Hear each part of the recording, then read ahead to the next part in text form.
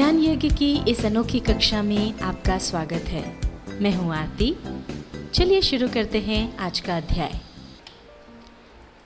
MS Excel 2007 के इस अध्याय में हम सीखेंगे होम टेप के अंतर्गत सेल्स ब्लॉक में कॉलम्स जोड़ना, रोज जोड़ना, सेल्स जोड़ना और वर्कशीट जोड़ना। आइए अब हम सीखते हैं अलग अलग टैब्स और उनके ब्लॉक्स का उपयोग। सबसे पहले होम टैब में हम सीखेंगे सेल्स ब्लॉक का उपयोग।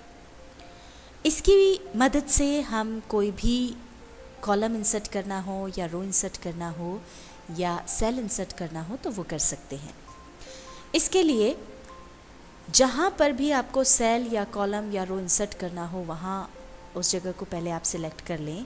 मान लीजिए अगर आपको यहाँ पर कोई सेल इंसर्ट करना है तो उसके लिए एक तरीका तो यही है कि आप पॉइंटर को यहाँ पर रखें और राइट क्लिक कर दें। यहाँ पर आपको इंसर्ट का ऑप्शन मिलता है। जब आप इसे सिलेक्ट करेंगे ये डायलॉग बॉक्स हमारे सामने आ जाता है। अब इसमें आप जो भी ऑप्शन चुनना चाहते हैं, मान लीजिए हमको सेल्स जो है हमारी खसकानी है।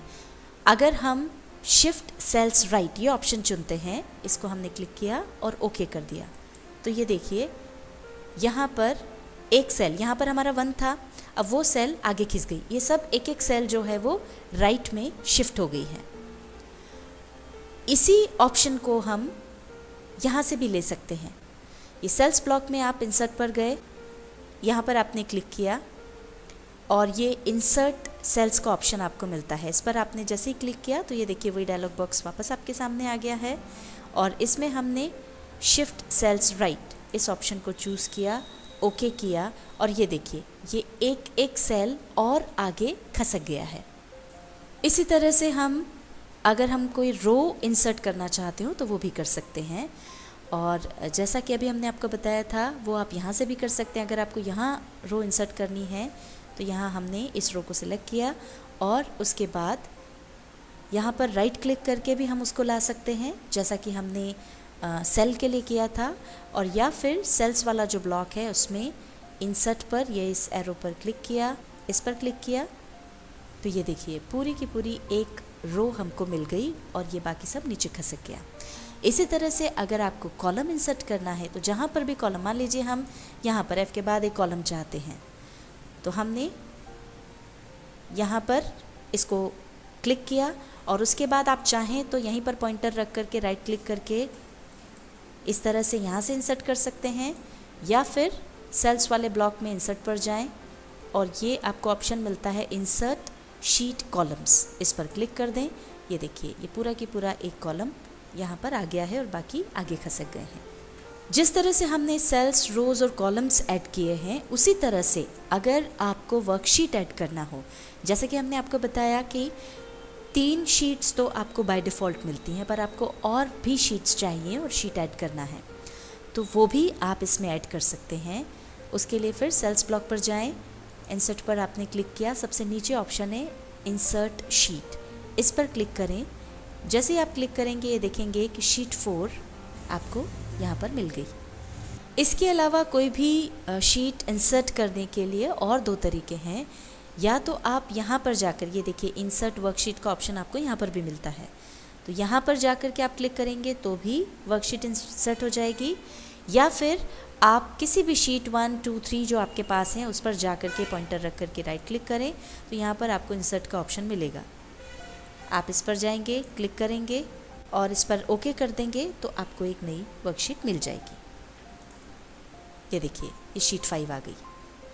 अब यहाँ पर ये अलग अलग शीट्स हैं। अब जिस भी शीट पे आपको काम करना है, जैसे शीट 4 पर काम करना है तो इस पर क्लिक कर दें, 5 पर करना है इस पर कर दें, 1 पर अगर आपको जाना है इस पर क्लिक कर दें तो ये देखिए जिस शीट पर हम काम कर रहे थे वो वापस आ गए। इस तरह जिस भी शीट पर काम करना उस पर आप क्लिक कर दें। अब आप यहाँ देख सकते हैं कि हमारी जो शीट्स के नंबर्स हैं वो आगे पीछे हो गए हैं। शीट 4, शीट 5 आगे आ गई हैं जबकि 1, 2, 3 पीछे हैं। इसे हम वापस अगर ऑर्डर में रखना चाहते हैं तो वो हम कर सकते हैं बड़ी आसानी से। उसके लिए जिस भी शीट को आपको आगे या पीछे करना है उस पर जाकर क्लिक करें और उसे ड्रैग करके ये ले जाएं। ये हमको 3 के बाद चाहिए तो ये देखिए आप देख सकते हैं कि एक एरो का निशान आपको शीट 3 के ऊपर ब्लैक एरो दिख रहा है डाउनवर्ड, जैसे ही वो एरो दिखे वहाँ पर आप इसको छोड़ दें। तो ये देखिए 4th शीट यहाँ आ गई। अब शीट 5 भी हमको इसी तरह से लानी है, तो इसे भी ड्रैग करके आप लाएं और जैसे ही वो निशान दिखे छोड़ दें। ये यहाँ पर शीट 5 आ गई। आगे करना हो तो हम आगे भी कर सकते हैं, पीछे करना हो तो पीछे भी कर सकते हैं। और अगर हमारे पास काफ़ी सारी शीट्स हों, जैसे कि यहाँ पर आप देख सकते हैं हमारे पास आपको शीट 6 तक तो ठीक से दिखाई दे रहा है, आगे की शीट्स जो हैं कितनी हैं वो आपको पता नहीं चल पा रही हैं। इनको अगर आप देखना चाहते हैं तो आप यहाँ पर इन एरोज़ का उपयोग कर सकते हैं। अब जैसे आपको शीट 6 के बाद 7 और उसके आगे भी अगर हैं तो वो आपको अच्छे से दिख नहीं पा रही हैं, तो उसके लिए आप इस एरो पर क्लिक करें जो राइट की तरफ है। ये देखिए शीट 7 आपको नज़र आ रही है, शीट 8 आपको नज़र आ गई, इतनी शीट्स यहाँ पर हैं। अब यहाँ से देखिए शीट 3 के आगे की जो शीट्स हैं वो यहाँ पर छुप गई हैं। उसके लिए आप लेफ़्ट वाले एरो पर जाएंगे तो वो शीट्स आपको नज़र आ जाएंगी इस तरह से। तो इन एरोज़ के उपयोग से आप अगर यहाँ काफ़ी सारी शीट्स हैं तो उनको देख सकते हैं। MS Excel 2007 के इस अध्याय में हमने सीखा होम टैब के अंतर्गत सेल्स ब्लॉक का उपयोग, जिसके अंतर्गत हमने सीखा कॉलम्स जोड़ना, रोज़ जोड़ना, सेल्स जोड़ना और वर्कशीट जोड़ना।